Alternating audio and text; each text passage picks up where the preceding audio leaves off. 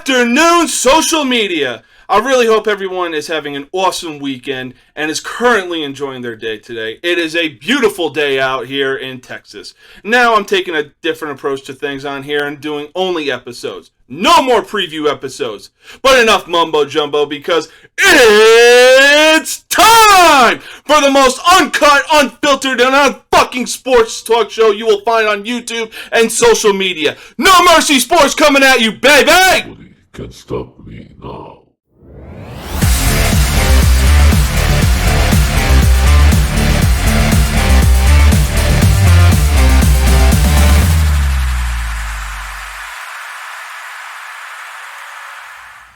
Woo! Oh man, does it feel good to know that regular season football is just a few short weeks away? And man, I hope you're all psyched, just as psyched as I am for the season to start. However, once college game day and college football start, will I be at peace this fall? Seriously though, how is it when you start getting older and waking up on Saturday mornings and watching college game day as an adult? It's the equivalent of waking up and watching Saturday morning cartoons as a kid. It is what it is. We got time before college football starts. For now, we are talking about the NFL, which leads to the question: which teams have big expectations, which teams could be sleepers, and which teams are just going to be plain old doing nothing? I mean, we obviously know the answer to that question, but let's get things started by talking about the obvious contenders. We all know that the Chiefs have basically been running the AFC West since Mahomes became their quarterback, along with other key players as well. But since the departure of their wide receiver Tyreek Hill to the Miami Dolphins, we're really going to see what Mahomes and the Chiefs are made of and if they can continue their dominance in the AFC West. Next, we have the AFC South. Right now, I'm stuck between a rock and a hard place, choosing between the Colts and the Titans. While the Colts made an upgrade at the quarterback position by getting Matt Ryan, it's still going to be quite the battle seeing who comes out of the South between those two teams, honestly. Now, let's take a trip up to the AFC North. Really, the only two teams that are going to be competing are the Bengals and the Ravens. However, I'm more so leaning towards the Bengals to come out of that division, especially after the offseason that they had and upgrading their O-line big time. The AFC East. A division that was ran by the Patriots for 20 years now has some teams that are contenders. I really don't see anyone else in that division keeping up with Buffalo. Hell, the Bills are a real serious Super Bowl contending team. Now it's time to move on to the NFC. We'll start with the NFC East. The NFC East. Once declared the toughest division in football, is now an absolute fucking joke. As much as it pains me to say this, being a Giants fan and all, it looks like the Cowboys will have that division locked up. For the NFC North and South, it doesn't take a fucking rocket scientist to figure out the two teams that'll be coming out of those divisions. If you say anyone else besides the Packers or Buccaneers coming out of those divisions, congratulations. You're a fucking moron. Now for the NFC West. Everyone and their fucking grandmother know that the reigning, defending champions are going to be coming out of that division. The obviously LA Rams, and look for a repeat. However, with all these teams getting the spotlight and such high expectations for this coming year, there are also going to be teams lurking in the shadows and flying under the radars. Of course, I'm talking about teams that people will be sleeping on, since most of their attention is going to be on the teams they know have a legit shot at competing for a championship. But hey, crazier things have happened before. Take the 2007 New York Giants, for example. No one gave them a fucking chance in the playoffs, and in all games they kept silencing the doubters every single game. Here are the teams I believe people will be sleeping on for this year. For starters, it shouldn't be a secret how stacked the AFC West is this year. While the Chiefs have been doing their own thing, teams like the Raiders, Chargers, and Broncos made serious moves this offseason to stay on the Chiefs' tail. It's really hard to pick one team to be a dark horse in that division, so I'm going with all three teams that people will sleep on this year. But this is assuming that the Chargers don't fuck themselves over and shoot themselves in the foot to lose games like they did last year. Seriously, go back and look at the highlights. Man, oh man, was it sad. Now if they can stay focused and not have their heads up their asses during crunch time, they have a great shot this year at competing. Moving on to the AFC North, I don't see anyone staying within shouting distance of the Bengals or the Ravens. The Steelers are in a bit of a pickle with their quarterbacks, and of course Cleveland, gonna fucking Cleveland with the whole Deshaun Watson bullshit going on. The same thing can be said for the Texans and Jags in the AFC South. No way those two teams stay within shouting distance of the Titans or Colts. The AFC East will definitely be interesting to watch, that is for sure. However, with Zach Wilson suffering a knee injury this preseason, maybe the Jets compete this year, or maybe they show some growth for the season and get another high draft pick to still find that missing piece. The Patriots could be a sleeper team this year as well. With the departure of Josh McDaniels going to Las Vegas, not to mention being in a better position as a head coach there than he was in Denver, it's either going to be Joe Judge or Matt Patricia making the play calls for the offense this year. Not to mention, we'll see what Mac Jones is really made of after having quite a successful rookie season last year. The Dolphins, on the other hand, aside from the recent bullshit they just went through, have a great argument to possibly keep pace with the Bills. The reason being is because they recently put another great weapon for Tua Tagovailoa, whatever the fuck it is. That weapon being former Chiefs wide receiver Tyreek Hill. With a deep threat like Hill added to the roster, the Dolphins could very well be in a position to make a run this year. There is no doubt about it, especially with Jaden Waddle on the other side. Now it's time for the hunt for October baseball. We've got time before the regular season starts but for right now, it's not like anyone gives a shit about the preseason. If you get hyped about watching preseason football and watching third and fourth string players play 3.5 quarters, you probably get hyped for fucking high school JV football too. Anyways, baseball season is still going on and things are starting to heat up. After posting the best record in the league going into the All-Star break and trade deadline, the Yankees find themselves in a bit of a decline. Currently, they find themselves in the 4th spot for the best record in the league right now. Right now, it's the Dodgers, who have the best record in the league at 82 or 83 wins. Out of the 5 teams, who stands the best chance to win the World Series this year? Since the All-Star break, the Dodgers now have the best record in the league, as I mentioned earlier. They have a really good shot at winning the World Series this year. However, their only kryptonite is trying to win a World Series during a regular 162-game season. You don't believe me? All right, here's a little history lesson from the last 6 years. In 2016, the Dodgers would lose in the NLCS to the Cubs, who would eventually break their 108-year-old curse and win the World Series that year. In 2017, while the Dodgers made it to the World Series, they would end up losing to the Astros, who would eventually get busted for cheating to win that World Series. In 2018, they would make it back to the World Series, only to lose to the Red Sox in a gentleman's sweep. However, the Red Sox did get busted for cheating that year as well. Now, in 2019, the Dodgers would be in the NLDS against the underdog Washington Nationals, only to lose 3-2 in that series. Are we seeing a trend here, folks? The Dodgers can't deliver during a 162-game fucking season. Now, granted, they finally won it all in 2020 after the season was shortened to 60 fucking games. But guess what? They would get back to the NLCS in 2021 only to lose to the fucking Braves. Like I said before, they have a great shot at winning the World Series, but we'll see if they can fucking deliver one when the season is 162 games. Next on the list, we have the New York Mets. Sorry. Just seems that since 1986, the Mets have been failing at trying to deliver another World Series.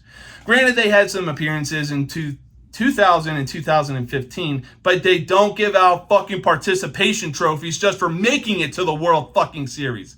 Here's where things get interesting, though. Last year, the Mets had the lead in the NL East for over 100 days. You want to know what happened? They fucking choked and lost that lead to the Braves. Now the Mets find themselves in first again, with Atlanta standing only 3.5 games back of the Mets. If you ask me, if the Mets blow this lead again, don't expect any World Series championships from the Mets anytime soon. They will not deliver as long as you're alive. Next, we have the Astros. While they may have won the World Series in 2017, I use air quotes because they were found to be cheating that year. The Astros continued to put up impressive records during the regular season, only to come up short in the postseason. In 2018, they made it to the ALCS, only to lose to another team who would eventually get in trouble for cheating, the Boston Red Sox. 2019 would be a different story, though, as the Astros would make it back to the World Series. However, they would end up losing in 7 games to the Washington Nationals. Thanks to COVID, though, the 2020 season will be shortened to 60 games. Yet the Astros would finish with a record of 29-31 and make it all the way to the ALCS, only to lose in 7 games to the Tampa Bay Rays. Much like 2019, the Astros would make it back to the World Series, only to lose in 6 games to the Braves. 2021. Currently, the Astros are playing like they have a good shot at possibly winning the World Series this year. However, there could be a few teams in the AL looking to make a run, much similar to the Rays, Nationals, or Braves did the last few years. Speaking of the Braves, the defending champs find themselves amongst the top 5 teams with a great record.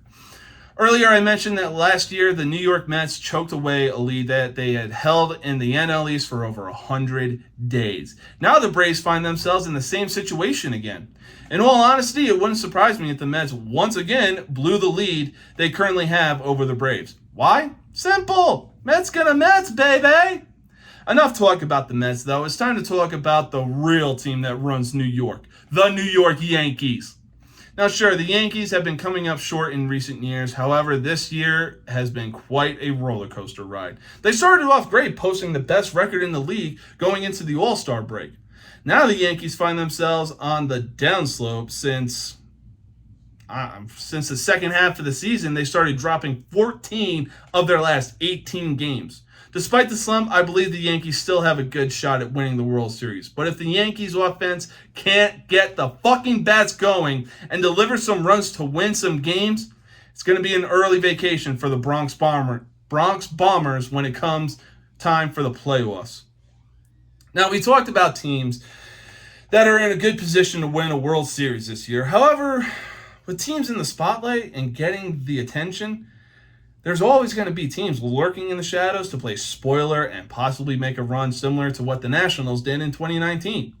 Right now, 3 teams could make a run in the playoffs and play spoiler. Those teams are the Mariners, the Tampa Bay Rays, and the San Diego Padres. To start things off, I really like the Mariners as a sleeper and a dark horse, because it's been a while since we've actually seen Seattle do something in recent years. Not to mention, they have a real young powerhouse they can really build around, assuming they don't trade them away and be idiots like they have been in the past. Now, that guy being Julio Rodriguez. Aside from that, dating back to the beginning of July, the Mariners have a record of 29-13. So it wouldn't be too surprising if they continue their hot streak. Now, while the Blue Jays hold the next spot in the wild card, another dark horse team I like is the Tampa Bay Rays. After a successful season of 100 wins and 62 losses, the Rays would come up short and lose in the ALDS to the Red Sox. Now, despite the position the Rays find themselves in, I still like their odds of playing spoiler and possibly making a run. Now we have the San Diego Padres. Now we move on to the San Diego Padres. But before I talk about them, we have to talk about the Nationals. You'll know why in a second. The Washington Nationals. Once World Series champions in 2019, now find themselves back where they used to be. In the bottom of the fucking standings. It's a bit ironic, though, because once Bryce Harper left for the Phillies, the Nationals won the World Series in 2019. Fast forward to the trade deadline, and now the Nationals had a similar situation on their hands as superstar Juan Soto won it out. And who could blame him? The Nationals were back at the bottom of the barrel, and he didn't want to be part of that rebuild process. So he asked for a trade and was put on the market. There were 3 potential landing spots for the 23-year-old: the Dodgers, the Cardinals, and the Padres. The team that came out on top was the Padres. With the addition of Soto, it seems as though the Padres will make a run in the playoffs, right? It was starting to look that way when Fernando Tatis Jr. was set to return, but since he has been suspended for 80 games for testing positive for PEDs, the Padres will be lucky to make it past the wild card. Maybe they make a run, maybe they don't. We'll see. Man, oh man. Shit's crazy. Woo! The WNBA playoffs are upon us, and it should be a doozy, is what I would say if I actually gave a shit about that sport. But speaking of the WNBA, I'm keeping an eye out for a certain player to see what kind of numbers she'll be putting up. That player is Brittney Griner.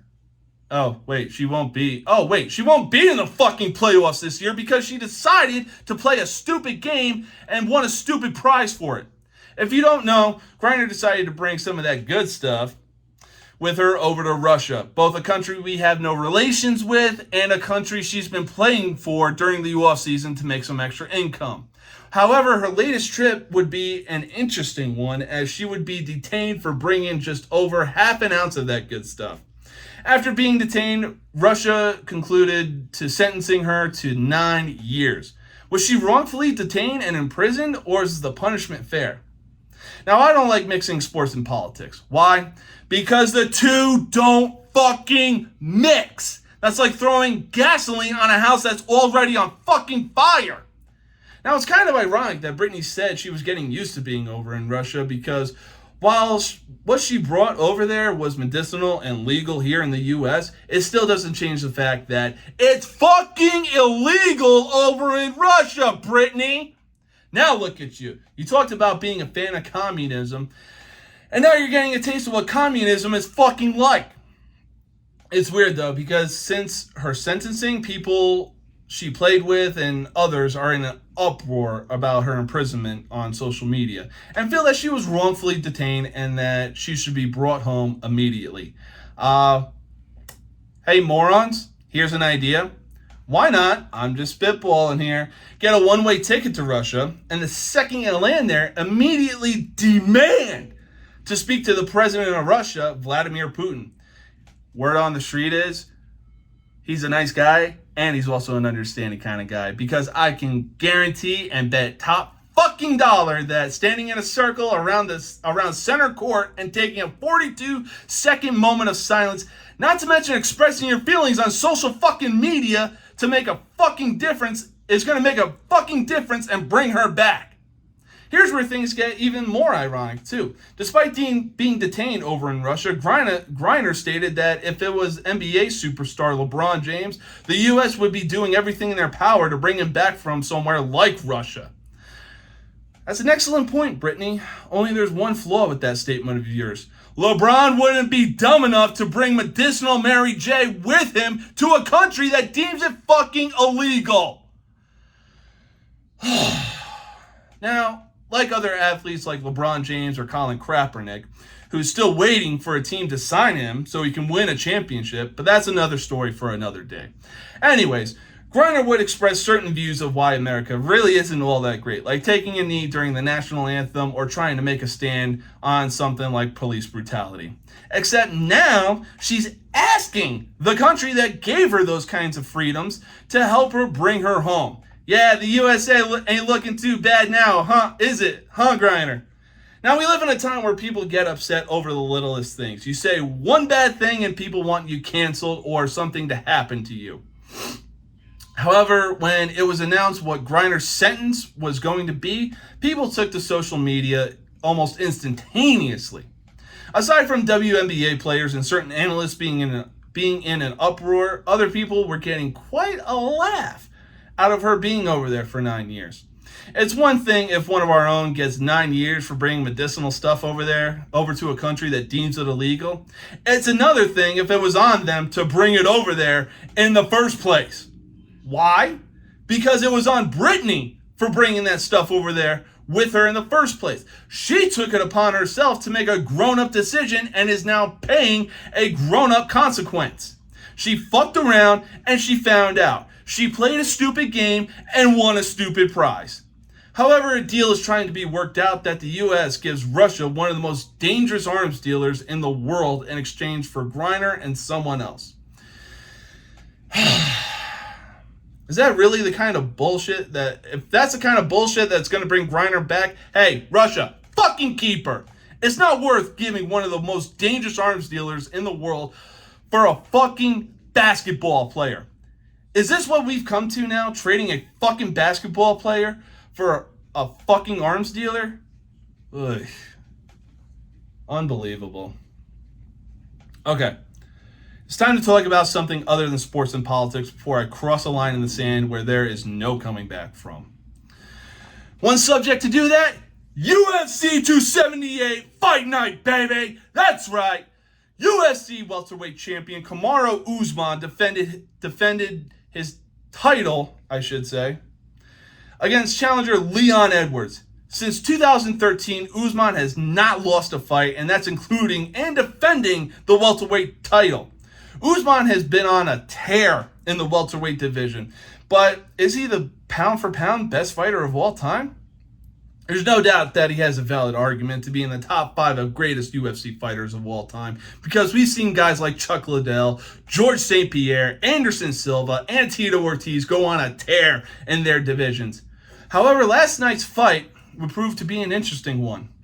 Much like the fight between Chris Weidman and Anderson Silva, everyone and their mama in the building knew Usman was possibly going to continue his dominant run.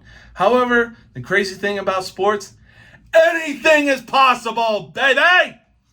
Usman was in complete control after the first round, and it seemed as though he would walk away the victor. In the final minute of the fight, we would all be witnesses to one of the most shocking upsets since Weidman knocked out Silva to win the middleweight championship. As Usman was looking to put the nail in the coffin for a victory and look for a takedown, Edwards would throw a head kick that would knock out Usman. It would not only make Edwards the champion, but also end Usman's 15-fight win streak. It was an amazing and shocking knockout by Edwards. But unfortunately for Edwards, he's on borrowed time. There is no doubt that Usman is going to come back and want to reclaim his championship. The only thing I really have to say is, Edwards, be ready for what Usman has in store for the next time y'all fight. It's going to be a crazy one if they do a trilogy. But I swear, there's always some crazy shit going on. And when it comes to sports, you never know what's going to happen. As always, be sure to post in the comments below and voice your opinion on the subjects covered. And don't forget to smash that like and subscribe button to help this channel grow. I will see y'all next week. Peace out.